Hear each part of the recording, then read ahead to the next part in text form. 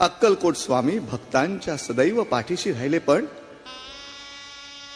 कलियुगाच्या कल्याणासाठी आतुरलेल्या योगीराजाला अवतार संपन्न करावा लागतो. तो क्षण जवळ आला. स्वामींची अवतार संपन्नता करण्याचा क्षण जवळ आला. अवघे भक्तगण दुःखात बुडाले.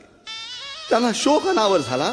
भक्तिभावानं उठाव केला आणि एक जात साऱ्यांनी दयेच्या सागराची करुणा भाकली.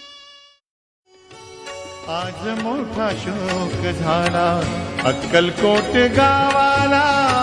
टाहो दुःखाचा फोडून अश्रू ढाळती घळघळा.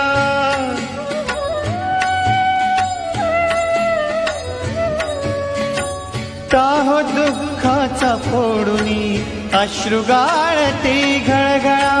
अंतरीच्या वेदनांचा कसा झाला कोण